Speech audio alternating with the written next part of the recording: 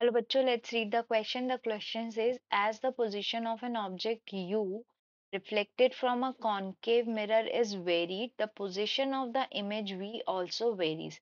By letting the U changes from 0 to infinity plus infinity, the graph between V versus U will be.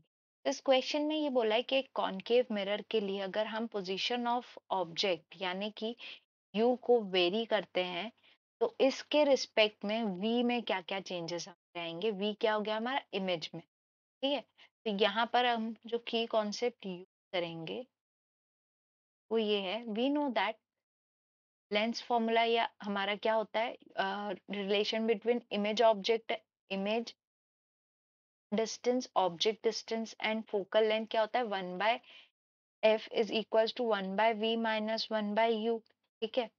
अब यहाँ पे f क्या है, focal length है। सो इस क्वेश्चन में देखिए, अब अगर हमारा u जो है 0 होता है, when u is equals to 0, so हमारा v कितना हो जाएगा। एक चीज और, कॉनकेव मिरर के लिए हमको बोला गया है, तो अगर हम कॉनकेव मिरर, ये हमारा कॉनकेव मिरर है, ठीक है।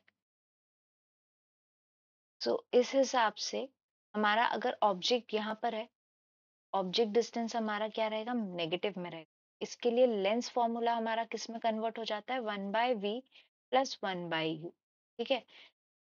तो अगर अब हमारा हम व्हेन u इज 0 यानी इमेज ऑब्जेक्ट हमारा एकदम 0 इस पॉइंट पर है, तो इमेज का डिस्टेंस भी क्या रहेगा यहाँ पे, क्योंकि ऑब्जेक्ट जब तक दूर नहीं जाएगा तो हमारी इमेज डेवलप ही नहीं होगी। तो इस हिसाब से v हमारा क्या रहेगा, इस पॉइंट पे 0 रहेगा।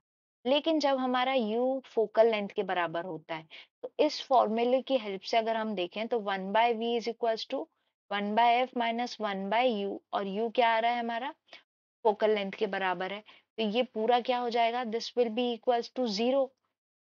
तो यहाँ से v क्या मिलेगा हमको, इन्फिनिटी। यानी at u is equals to f, v की वैल्यू क्या मिल रही है, v इज एट इन्फिनिटी।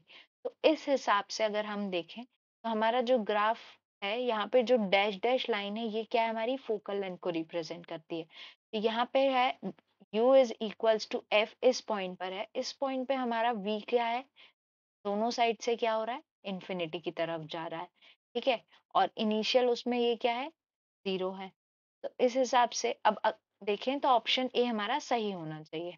अब ऑप्शन बी में देखिए, तो दोनों केसेस में ये यहाँ पर एफ पे क्या हो रहा है, 0 हो रहा है यहाँ पर ग्राफ, तो ये क्या हो जाएगा, जी कैंसिल आउट हो जाएगा।